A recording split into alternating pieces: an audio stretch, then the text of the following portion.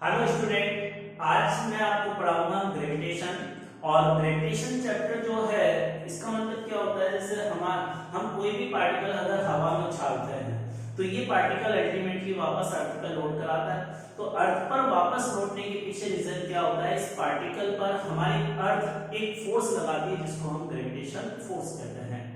और उस gravitation force के बारे में हम डिस्कशन करने जा रहे हैं। इसके अलावा बहुत सारी चीजें होती है, जैसे हमारे अर्थ का जो है मून वो सैटेलाइट है, तो हमारी अर्थ के चारों तरफ वो सर्कुलर या एलिप्टिकल पाथ में मून जो रिवॉल्व करता है, उसको रिवॉल्व कराने के लिए जो फोर्स रिक्वायर्ड होता है वो हमारे अर्थ और मून के बीच लगने वाला ग्रेविटेशन फोर्स होता है। हमने इसके पहले इलेक्ट्रोस्टैटिक्स का चैप्टर पढ़ा है और इलेक्ट्रोस्टैटिक्स के चैप्टर के कई सारे कंसेप्ट को समझने के बाद, इलेक्ट्रोस्टैटिक्स को समझने के बाद ग्रेविटेशन वाला चैप्टर थोड़ा आसान हो जाता है। इसीलिए पॉइंट ऑफ व्यू से एनसीईआरटी ने इस चैप्टर को 11th में दे रखा है, लेकिन हम आईआईटी और मेडिकल के एग्जाम के लिए इसको हम 12th के सिलेबस में मानते हैं। और 12th वाले बच्चों को जब 12th में आप आ जाते हैं तो उस क्लास में पढ़ाने में थोड़ा आसान रहता है, क्योंकि इलेक्ट्रोस्टैटिक्स को समझने के बाद इस चैप्टर को समझना बहुत आसान हो जाता है। और एक और चीज बता दूं, इलेक्ट्रोस्टैटिक्स का चैप्टर जो है हमें कंप्लीट करने में लगभग 20 क्लासेस लगती है 1.5 आवर की। लेकिन ये जो ग्रेविटेशन का चैप्टर है ये 5 से 6 क्लासेस में बहुत अच्छे ढंग से हो जाता है। और दोनों ही चैप्टर का मेडिकल के एग्जाम में जो वेटेज है वो बराबर है। अराउंड एवरेज हर साल 3 क्वेश्चन इलेक्ट्रोस्टैटिक्स से आते हैं, 3 क्वेश्चन जो है वो ग्रेविटेशन के चैप्टर से आते हैं। तो दोनों चैप्टर का वेटेज बराबर है मेडिकल के एग्जाम में, लेकिन ग्रेविटेशन का टॉपिक इलेक्ट्रोस्टैटिक्स के कंपैरिजन में बहुत ज्यादा आसान है। नंबर ऑफ आवर्स भी हमें इसके रिवीजन करने में या परफेक्टनेस लाने में कम लगाने पड़ेंगे इलेक्ट्रोस्टैटिक्स के कंपैरिजन में। तो ये हमारा चैप्टर है ग्रेविटेशन का चैप्टर, बहुत आसान। और इसमें मेनली जो कंसेप्ट यूज होता है 11th का वो है सर्कुलर मोशन। सर्कुलर मोशन में हमने रेडियल एक्सेलरेशन, टेंजेंशियल एक्सेलरेशन पढ़ा है, उनकी एप्लीकेशन यहाँ पर हम ग्रेविटेशन के चैप्टर में डिस्कस करेंगे। तो हम स्टार्ट करते हैं ग्रेविटेशन का चैप्टर। इस ग्रेविटेशन के चैप्टर में ग्रेविटेशन का जो लॉ है कि every massive object attract each other, ये ग्रेविटेशन लॉ जो है न्यूटन ने दिया था। तो हम न्यूटन्स लॉ ऑफ ग्रेविटेशन वो डिस्कस कर रहे हैं। और न्यूटन्स लॉ ऑफ ग्रेविटेशन क्या है कि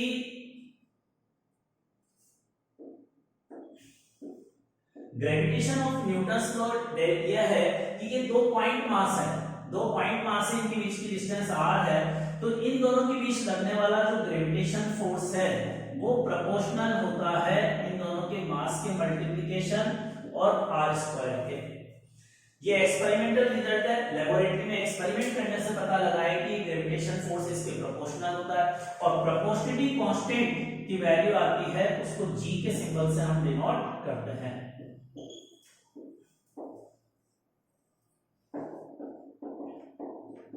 तो देखो, सबसे पहला फॉर्मूला इस चैप्टर का, सबसे इंपॉर्टेंट फॉर्मूला जो है वो ये है। और इसी तरह से हमने पिछले चैप्टर इलेक्ट्रोस्टैटिक्स में कूलम्ब्स लॉ पढ़ा था जो चार्जेस के बीच लगता है, और कूलम्ब्स लॉ का फॉर्मूला K(Q1Q2)/r² पढ़ा था। तो यह इलेक्ट्रिक फोर्स का फॉर्मूला है 2 पॉइंट चार्जेस के बीच में। ये ग्रेविटेशन फोर्स का फॉर्मूला है 2 पॉइंट मास। ये पॉइंट मास के लिए एप्लीकेबल होता है। ग्रेविटेशन फोर्स का न्यूटन्स लॉ जो है पॉइंट मास के लिए एप्लीकेबल होता है, और पॉइंट का मतलब जानते हैं जिसकी साइज और शेप 0 हो। लेकिन आगे मैं समझाऊंगा, अगर यहाँ पॉइंट मास की जगह स्फीयर होगा ना एक सर्टेन रेडियस का, तब भी हम ये फॉर्मूला अप्लाई कर सकते हैं। लेकिन क्यों न्यूटन ने जो है ये फॉर्मूला केवल पॉइंट मास के लिए दिया था, लेकिन आगे हमारे रिसर्च से पता लगा कि अगर यहाँ स्फीयर हो तो भी ये फॉर्मूला लग सकता है कुछ लिमिटेशन के साथ। वो लिमिटेशंस क्या है, क्यों हम अप्लाई कर सकते हैं, वो जैसे जैसे चैप्टर आगे बढ़ेगा हम उसमें डिस्कस करेंगे। तो ये ग्रेविटेशन फोर्स का मैग्नीट्यूड है। अब दूसरी इंपॉर्टेंट चीज इसके बारे में जो है यह है, gravitation force is always attractive. Gravitation force हमेशा अट्रैक्टिव फोर्स होता है, जबकि इलेक्ट्रिक फोर्स अट्रैक्टिव भी होता है, रिपल्सिव भी होता है।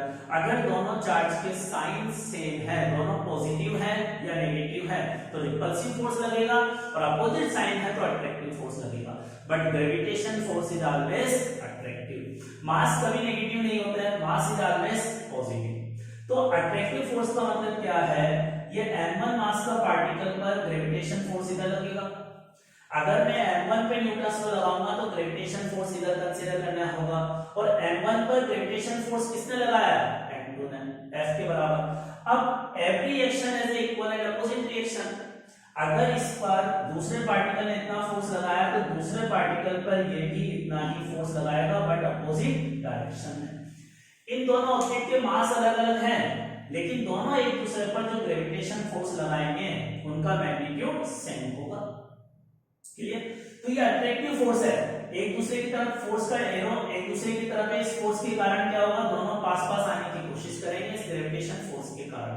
तो ये ग्रेविटेशन फोर्स का मतलब है, इसका मैग्नीट्यूड हम इस फॉर्मूले से कैलकुलेट करते हैं। डायरेक्शन मैंने आपको यहां समझा ही दिया। अब जी के बारे में डिस्कशन करते हैं। देखो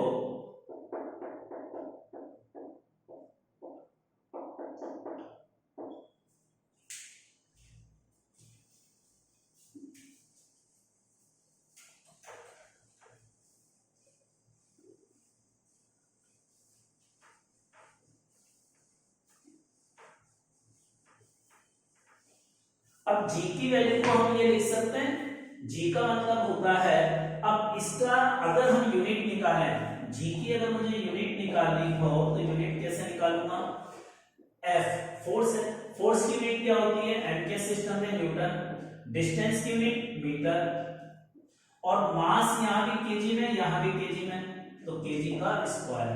ये g की यूनिट हो गई। और इंपॉर्टेंट है, अपने नीट के एग्जाम में डायरेक्ट ही पूछी जाती है कि जी की यूनिट बताओ, आईआईटी में भी पूछ लेते हैं कई बार।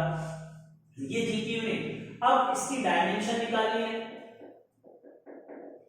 तो डायमेंशन कैसे निकालेंगे वो देखो, F की डायमेंशन होती है फोर्स की mLT-2, और R डिस्टेंस की डायमेंशन होती है लेंथ कैपिटल है, और नीचे मास की डायमेंशन होती है कैपिटल है। अब दोनों मास की डायमेंशन तो सेम ही होगी, m²। इसको सॉल्व करके डायमेंशन निकाल लेंगे। g की वैल्यू होती है क्या, एक यूनिवर्सल कांस्टेंट है, इसकी वैल्यू कांस्टेंट होती है, कहीं भी चले जाओ, चाहे मूल पर g की वैल्यू निकालो, कैपिटल G की वैल्यू मूल पे निकालो या अर्थ पर सेम होती है, और वो होती है 6.67, और यूनिट क्या है इनके सिस्टम में, न्यूटन मीटर स्क्वायर पर केजी स्क्वायर। ये याद होनी चाहिए, एग्जाम में क्वेश्चन में हमें रिक्वायर्ड होती है इसकी वैल्यू क्वेश्चन को सॉल्व करने के लिए, उस पॉइंट ऑफ व्यू से जी की वैल्यू याद होनी चाहिए। ठीक है, ये ग्रेविटेशन फोर्स का फॉर्मूला है। तो ये हमने ग्रेविटेशन फोर्स का फॉर्मूला पढ़ा, और जी के बाद, अच्छा जी को बोलते क्या है,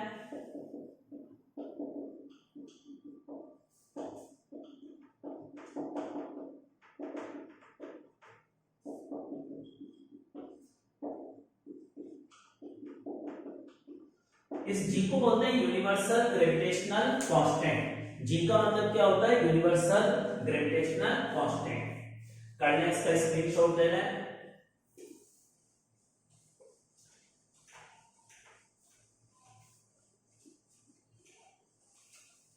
अब देखो जी की वैल्यू के बाद हम कुछ एग्जांपल डिस्कस करते हैं इससे रिलेटेड।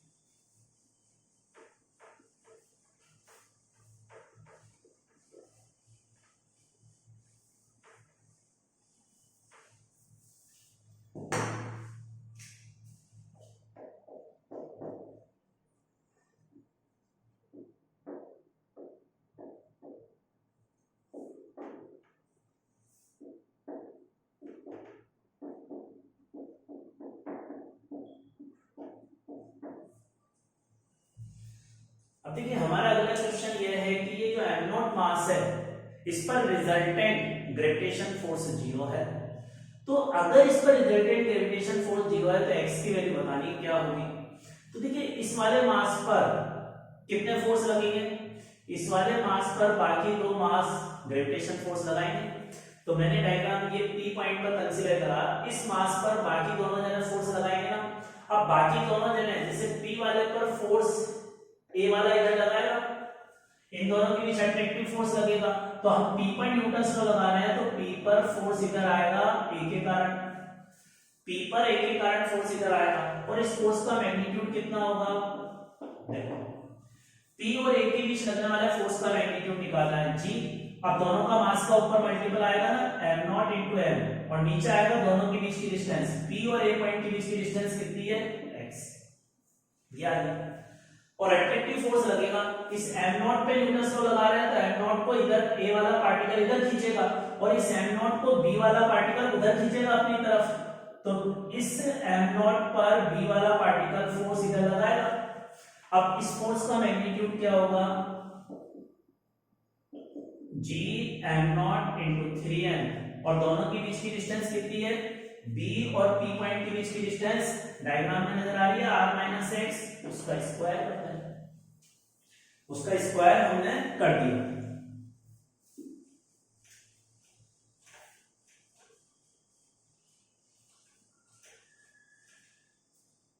अब देखिए इसमें स्क्वायर करने के बाद हमें क्वेश्चन में कहा है कि इस पर रिजल्टेंट फोर्स 0 है। अब रिजल्टेंट फोर्स 0 होने के लिए दोनों फोर्स के मैग्नीट्यूड बराबर होने चाहिए ना, डायरेक्शन तो बराबर है ही, अपोजिट है सॉरी, तो मैग्नीट्यूड अगर बराबर हुए तो नेट फोर्स इस P पर 0 हो जाएगा।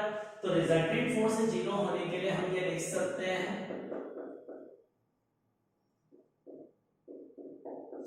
दोनों को बराबर कर दें। अब इसको बराबर करेंगे तो क्या आ जाएगा, 1/x बराबर 3/r - x, ये एक्सप्रेशन आ गया।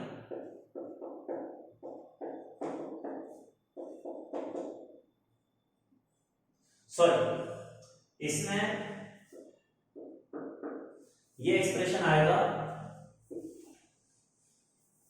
दोनों फोर्स को बराबर करेंगे तो G m0 m cancel out हो जाएगा दोनों तरफ से, तो ये टर्म बचेगी। अब इस इक्वेशन का हम दोनों तरफ रूट ले लेते हैं, तो इस पूरी इक्वेशन का रूट लूंगा तो यहाँ 1/x, यहाँ √3, यहाँ r - x।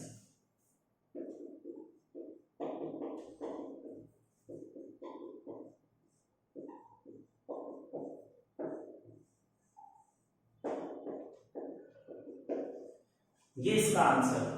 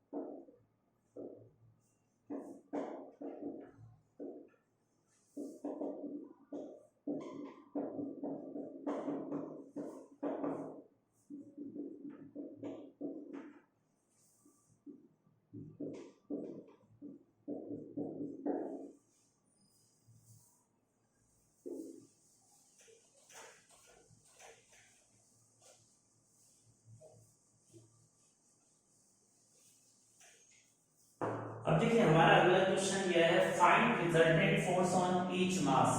ये 3 पॉइंट मास एक वर्टेक्स, एक इक्विलेटरल ट्रायंगल के वर्टेक्स पर रखे हुए हैं। ये इक्विलेटरल ट्रायंगल के वर्टेक्स पर है, तो हर एक मास पर फोर्स निकालना।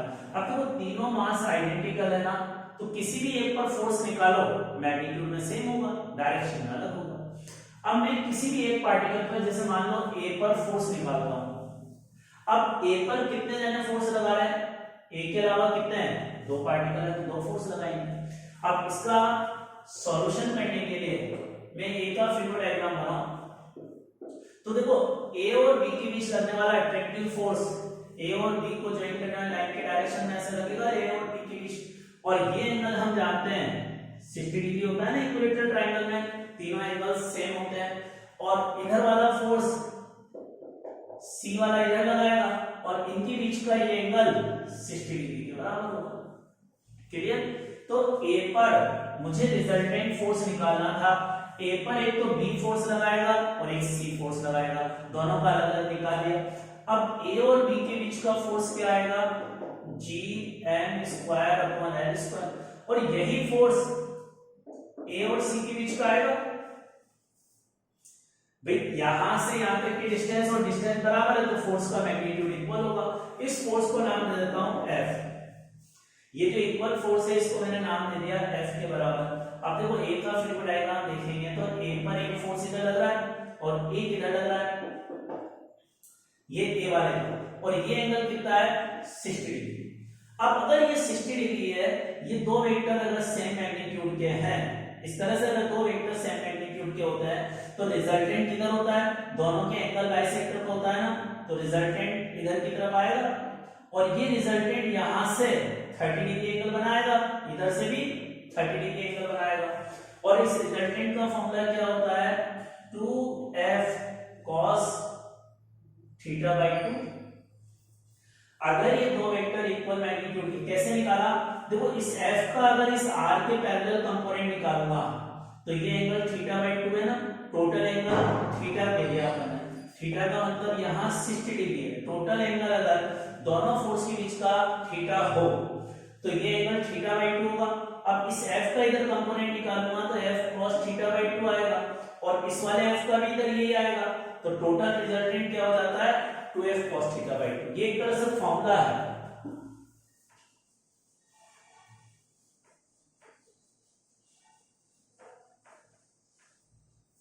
अब इस रिजल्टेंट r को निकालूंगा तो क्या आ जाएगा 2, f की वैल्यू क्या है gm² / l², cos θ की वैल्यू 60/2 और cos 30 किसके बराबर होता है √3/2। तो ये रिजल्टेंट कितना आया अपने पास,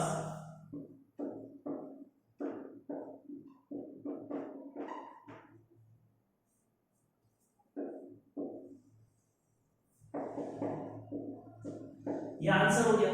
तो रिजल्टेंट फोर्स इसके इक्वल होगा। ये रिजल्टेंट फोर्स है, किसी भी एक पार्टिकल पर अगर नेट फोर्स निकालोगे तो ये इसके बराबर होगा। कर इसको नोट।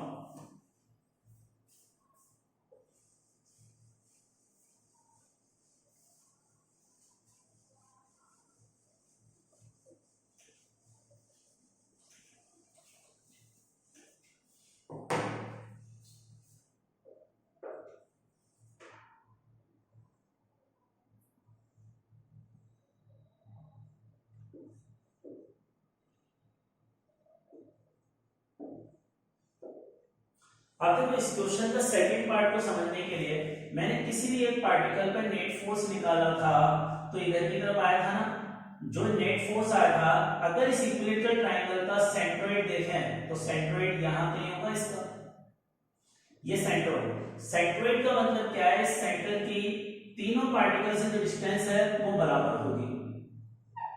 अब डिस्टेंस बराबर है, ये यहां से यहां तक की जो डिस्टेंस है ना इसको r मान लेते हैं। इस इक्विलेटरल ट्रायंगल की साइड तो l है, ये डिस्टेंस मैंने r के बराबर मान ली। वर्टेक्स से इस सेंटर की डिस्टेंस r के बराबर मान ली।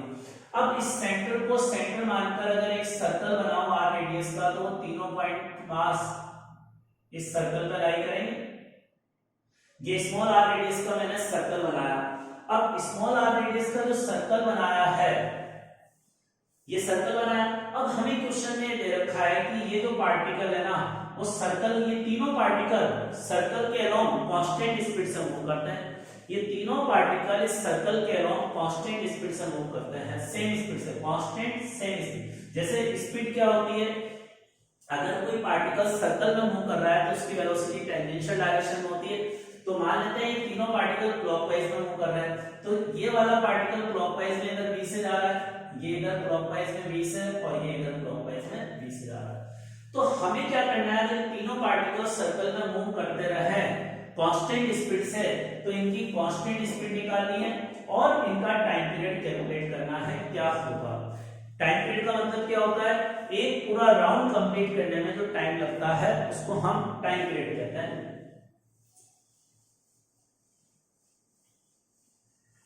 यह अपना सेकंड पार्ट है।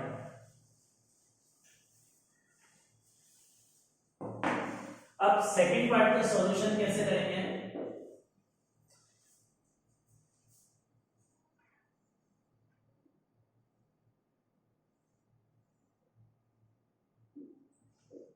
देखो मैं इन तीनों में से किसी भी एक पार्टिकल पे न्यूटन्स को लगाऊंगा और उससे आंसर निकालूंगा। तो न्यूटन्स को लगाने की स्टेप होती है हम उसका फ्लूइड डायग्राम बनाएं। तो ये वाला जो पार्टिकल था इस पर एक फोर्स इसने लगाया था F और एक इसने लगाया था, और इन दोनों फोर्स का रिजल्टेंट इधर की तरफ आया था ना। ये रिजल्टेंट फोर्स अभी हमने निकाला था, कितना आया था Gm²L²/√3। ये रिजल्टेंट फोर्स आया था। अब ये रिजल्टेंट फोर्स जो आया था इसी लाइन के अलाउंग, तो जिस लाइन के अलाउंग रिजल्टेंट फोर्स लग रहा था इसका सेंट्रोइड था। अब ये जो पार्टिकल है ये वाला पार्टिकल r रेडियस के सर्कल में मूव कर रहा है, इसका सेंटर ये है। अब इस पार्टिकल पे जो रिजल्टेंट फोर्स लग रहा है उसको हम सेंट्रीपिटल फोर्स कहते हैं ना, रेडियल फोर्स। कोई भी पार्टिकल अगर सर्कल में मूव करता है तो उस पर रेडियल फोर्स लगता है, और रेडियल फोर्स का फॉर्मूला क्या होता है जिसको सेंट्रीपिटल फोर्स भी कहते हैं, mv²/r। सेंट्रीपिटल फोर्स इसके बराबर होता है। अब सेंट्रीपिटल फोर्स का मतलब क्या होता है, सेंटर की तरफ लगने वाला रिजल्टेंट फोर्स को हम सेंट्रीपिटल फोर्स कहते हैं। तो इस पार्टिकल पे जो टोटल फोर्स लग रहा है रिजल्टेंट फोर्स सेंटर की तरफ इतना लग रहा है, और सेंटर की तरफ लगने वाले फोर्स का ही दूसरा नाम सेंट्रीपिटल फोर्स है।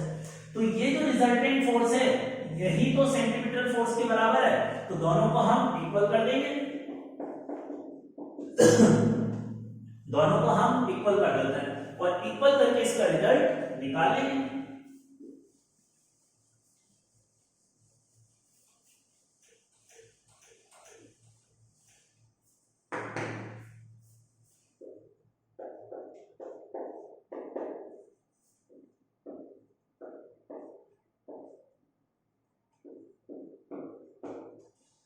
अब देखो ये एक इक्वेशन हमने इक्वल करके बना दी।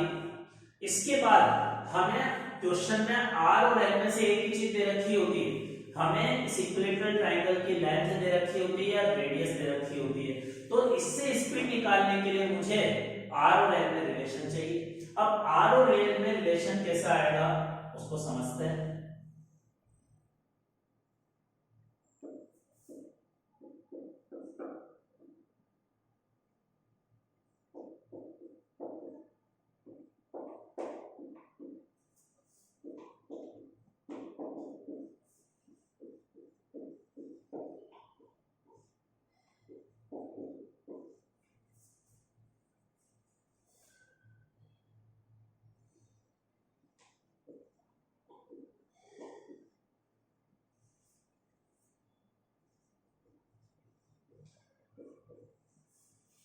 तो देखो इस इक्विलेटरल ट्रायंगल में ये टोटल लेंथ है, यहां से अगर परपेंडिकुलर डालूंगा तो ये एंगल बाइसेक्ट करेंगे इसको, तो ये डिस्टेंस l/2।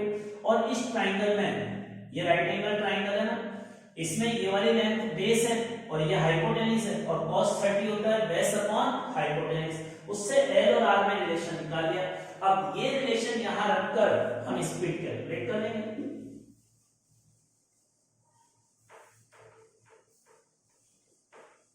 तो निकालो स्पीड क्या आती है,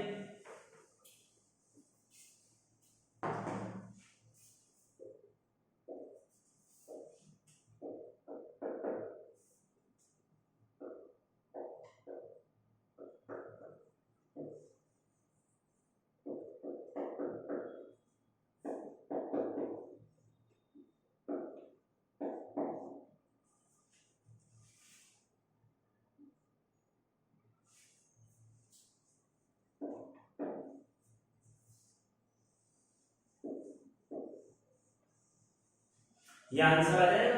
इसकी स्पीड का आंसर हमारे पास ये आ गया। और टाइम पीरियड निकालना है,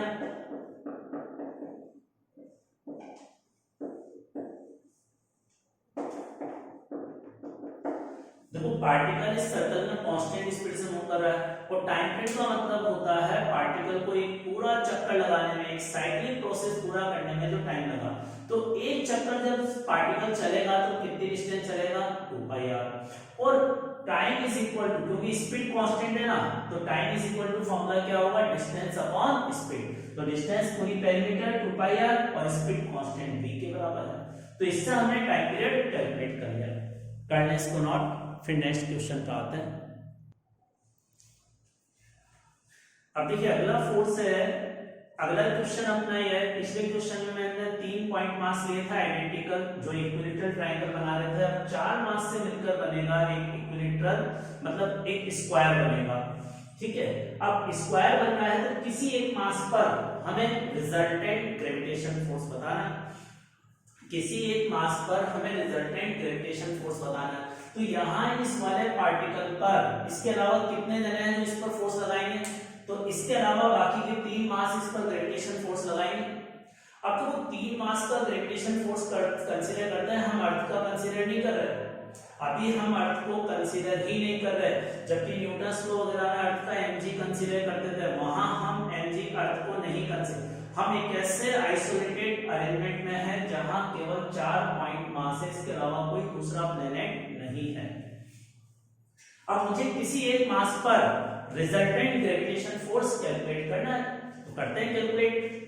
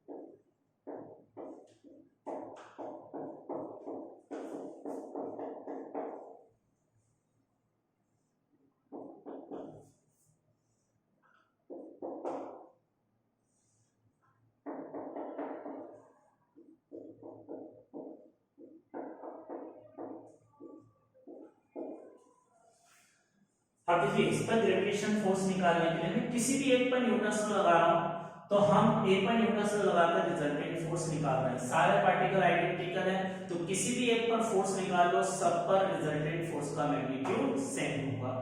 तो ए पर फोर्स बाकी के 3 जने लगाएंगे, सब अट्रैक्टिव लगाएंगे, तो बी इधर लगाएगा, सी इधर लगाएगा, डी इधर लगाएगा। अब जब बी और डी का फोर्स निकालूंगा तो ये आएगा और ये बराबर आएगा, बी जितना लगा रहा है उतना ही बी, क्योंकि दोनों से इसकी डिस्टेंस बराबर है। इस फोर्स को हमने एफ के बराबर मान लिया। अब सी वाला पार्टिकल अगर देखूंगा तो सी वाले पार्टिकल से तो ए की डिस्टेंस कितनी है, L into root two, distance root two time ज्यादा है ना, तो डिस्टेंस का स्क्वायर क्या आएगा और ये एफ बाई 2 के बराबर आएगा। तो अब मैंने इसका फ्लूइड डायग्राम इस तरह से बना दिया। अब मुझे इन तीनों फोर्स का रिजल्टेंट निकालना है, तो पहले इन दोनों को सॉल्व करो। इन दोनों के बीच एंगल कितना है, 90 डिग्री, और एंगल 90 डिग्री होता है तो रिजल्टेंट अंडर रूट ए स्क्वायर प्लस बी स्क्वायर होता है। दोनों ए और बी एफ के बराबर है, तो रिजल्टेंट ये दोनों बराबर है, तो रिजल्टेंट एंगल बाइसेक्टर की तरफ इधर की तरफ आएगा, और कितना आएगा इन दोनों का सम कितना आएगा, एफ रूट 2 के बराबर, इन दोनों का सम इसके इक्वल आएगा।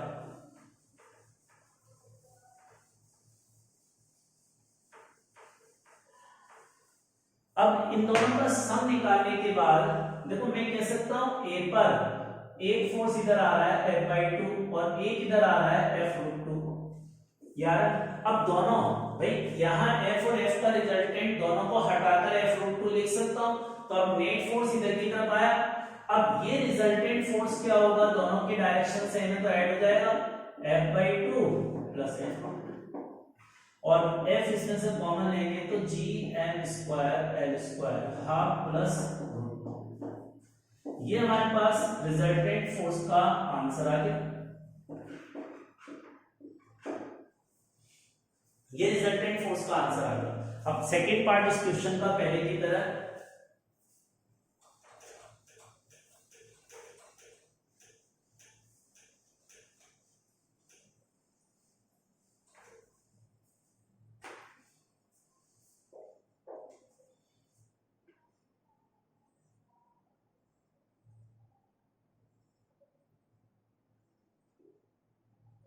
अब देखो सेकंड पार्ट में ये है कि ये चारों पार्टिकल सर्कल में मूव कर रहे हैं और इस चारों पार्टिकल्स कांस्टेंट स्पीड से सेम स्पीड से सर्कल में मूव कर रहे हैं, तो इनका जो सर्कल का सेंटर होगा चारों का सेम होगा। अब चारों का सेंटर कौन सा होगा, जो इनका डायगोनल का इंटरसेक्शन पॉइंट होगा। इस सेंटर के अबाउट ये चारों पार्टिकल सर्कल में घूम रहे हैं, तो उस सर्कल की रेडियस यहां से यहां तक की डिस्टेंस r, ये तो l है इसे। अब यहां हम एक सर्कल बनाए तो इस तरह का सर्कल बनेगा जिसमें ये चार मास घूम रहे होंगे। अब चारों मास अगर सर्कल में ऐसे घूम रहे हैं तो किसी भी एक पे न्यूटन लॉ लगाऊंगा। अब देखो सर्कल में न्यूटन लॉ लगाऊंगा तो रिजल्टेंट फोर्स इस ए वाले पार्टिकल में जो हमने रिजल्टेंट फोर्स निकाला था वो ये आया था ना, और ये यहां से 45 डिग्री एंगल पर आया था, तो ए पर रिजल्टेंट फोर्स इस तरफ आ रहा है, ये ए पर रिजल्टेंट फोर्स इधर आ रहा है, और सेंट्रीपिटल फोर्स भी ए पर इधर ही लग रहा है। और रेडियल फोर्स का फॉर्मूला क्या होता है सेंट्रीपिटल का, mv²/r। और ये सेंटर की तरफ जो रिजल्टेंट फोर्स लग रहा है इसी का दूसरा नाम सेंट्रीपिटल फोर्स है। तो हम इसको सेंट्रीपिटल फोर्स r के बराबर कर दें, कैपिटल R। अब r की वैल्यू यहां से इसमें रख देते हैं, तो क्या एक्सप्रेशन होगा, mv²/r। हमें इसमें वापस पिछले क्वेश्चन की जगह स्पीड एंड टाइम पीरियड निकालना है। अगर ये चारों पार्टिकल सर्कल के अराउंड मूव करेंगे तो इनकी स्पीड क्या होगी और टाइम पीरियड क्या होगा, ये कैलकुलेट करना है। अब इसको निकालने के लिए mv²/r is equal to r, r की वैल्यू यहां से रखते हैं।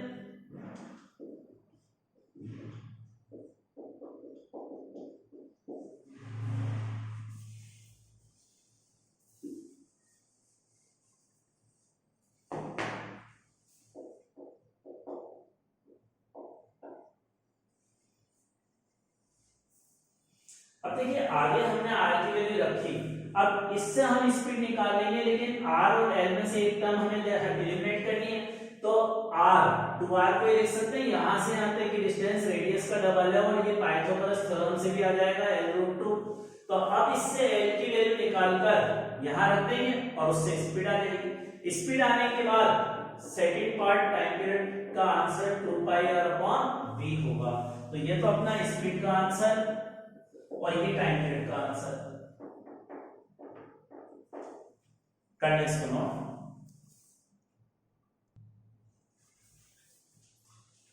अब देखिए नेक्स्ट प्रॉब्लम में हमारे क्या है कि दो पार्टिकल है बस, पहले 3 और 4 का केस हमने डिस्कस किया।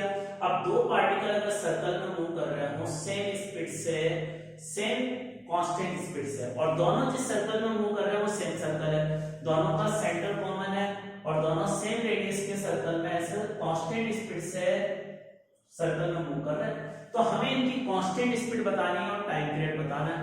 तो कैसे सॉल्व करेंगे,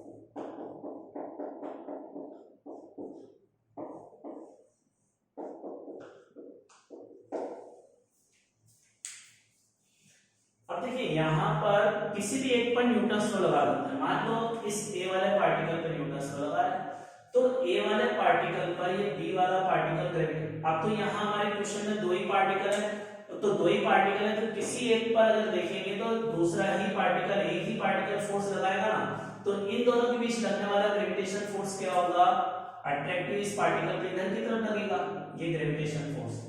Fg का मतलब क्या, ग्रेविटेशन फोर्स। अब इन दोनों के बीच का ग्रेविटेशन फोर्स निकालना है, तो इन दोनों के बीच की डिस्टेंस ये लिखूंगा, और ये जिस सर्कल में मूव कर रहे हैं उसकी रेडियस कैपिटल R है, और दोनों मास के बीच की डिस्टेंस स्मॉल r क्या होगी, इस कैपिटल R का डबल, क्योंकि स्मॉल r क्या है, इस सर्कल का डायमीटर है। अब ये पार्टिकल जिस सर्कल में मूव कर रहा है उसकी रेडियस तो कैपिटल R है ना, तो ग्रेविटेशन जो सेंट्रीपिटल फोर्स होता है उसके फॉर्मूले में जिस सर्कल में मूव करता है उसकी रेडियस आती है वो कैपिटल आर है।